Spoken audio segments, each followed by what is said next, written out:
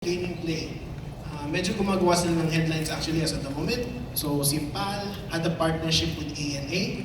We have to note that the Philippine Airlines has been looking for investors, foreign investors, a foreign partner for quite some time now. And medyo nahirapan sila. They've been saying that as early as 2015. But ngayon lang sila nakahanap. Late 2018, early 2019. So somehow that took, that's the reason why Pulse price went up. Also, si Cebu Pacific is continuing its expansion on its new fleet. So, sabihin, yung flights natin will continue on. And I think na ibalik na rin yung Boracay route, so it would add more margins as well for Cebu Pacific.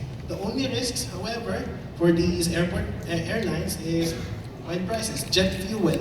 If you're going to look at the oil price chart, as of January, it was actually down.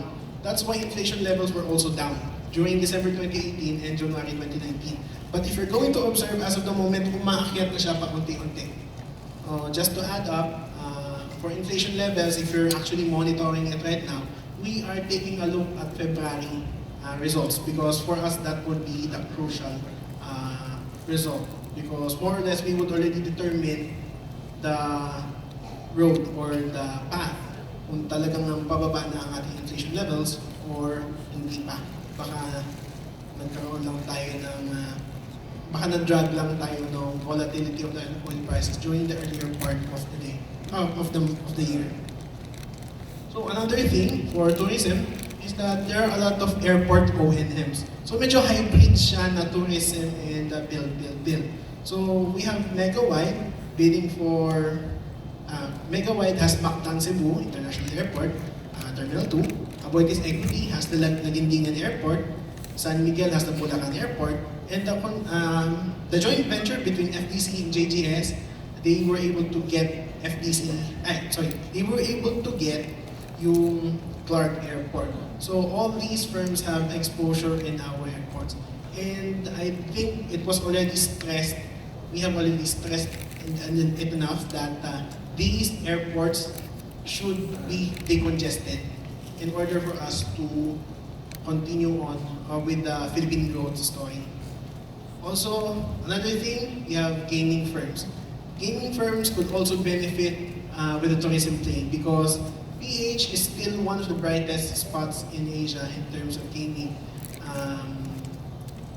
Although there are new casinos in Vietnam and South Korea, we can still consider our properties as quite new actually, especially the Okada.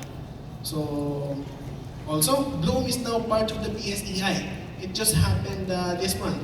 So, chances are we would see some potential upsides for Bloomberry, but that's just because of price action.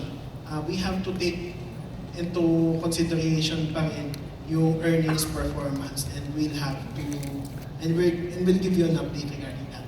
So, also recall, Melco Resorts is out, but there are new candidates. We have Asia Best, APG is Okada Play, and the PH Resorts is the new casino in Cebu, which is being operated by Dennis Uy.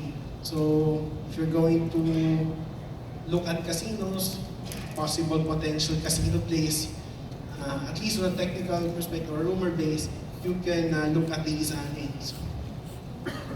Another thing is the telco serie, is we have the Globe and PLDT is facing headwinds because, as we all know, PLDT and Globe has been investing huge amounts in their capital expenditures so that they could improve their speeds and their capacities. I think they've also been facing pressures from the government because they need to improve on their services. That's why medyo minadali nila si Ms. Latel.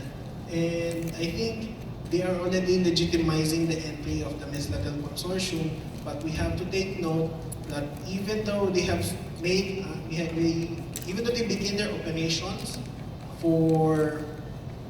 by 2019, hindi pa sila kikita agad because they still have to make their rollout plans.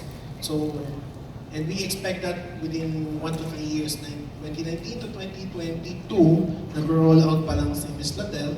So Globe and Smart or PLDT will still have more opportunity to take advantage of this situation. So the good thing about that is we could have sustained, these firms could have sustained revenues pa rin because the Philippines is now the heaviest internet user in the world. So kikita pa rin naman itong mga firms na to. But is subjected to their capex requirements, and kung uutang sila, they would have higher interest expense to fund those capital requirements. So our strategy for this year is, we have two strategies actually for this year. So this is for short-term investors and long-term investors. Actually, for 2019, we expect the market to be more volatile. So that's why we say that this year is the year for traders. We advise active and nimble management on your funds. So if you spot some possible supports and resistance levels or range trades, you might as well stick to that and be disciplined with your entry and exit points. As to how you would determine your entry and exit points, I think it was already discussed by JC. So that's it. I would just like to make a demonstration of those possible entry and exit points. So medyo familiar ba tayo sa stock na to? It's one of the most actively traded in the PSEi. This is Ayala Core. This is Ayala Core.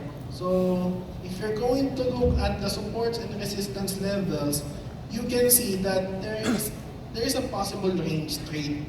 So if I were an investor, I would do this. So this is going to be a volatile year, and we expect the same movements would happen not only for Ayala Core, but for any other stocks. All you have to do is to make sure you spot those possible resistance and support levels. And if you see range trades or channels, whether it will be upward or downward channel, you could take advantage of that situation actually. So, kung talagang ayaw nyo mag-trade and I mean, gusto nyo hold lang tayo, you're going to buy at low levels, we still also have advice naman for investors man. So be selective with your picks na lang at the very least. Make sure that you're going to buy stocks that has huge upside potential, but valuations are reasonable. It doesn't necessarily have to be cheap, at least reasonable. We don't want you going at particular stocks that are expensive just because they're enjoying this so-called crowding effect. So, you know, crowding effect, it means that, for example, a particular stock, medyo umaakyat yung volume niya. Sabi niya, uy, umaakyat yung volume, so puntahan kayo lahat doon. Not knowing or not even realizing that that stock doesn't really have value. So we should avoid those kinds of plays or stocks. So yun nga, avoid high multiples that are unwarranted and focus on value stocks. And pinaka-importante is you have to stay invested because even in this market, we don't really know when it will go up all of a sudden because of the current developments. Malay natin within the next 10 months, magkaroon ng positive news. So kung hindi ka nakasakay, iyak ka na lang. So might as well, you have to stay invested. You have to position yourself. How do you position yourself? You have to apply lang naman yung whatever buying program that you have. You could use peso cost averaging, you could go bottom fishing, you could also apply JC's buy entry levels. So you have a lot of that. I think for technicals, it will be discussed by Aaron later.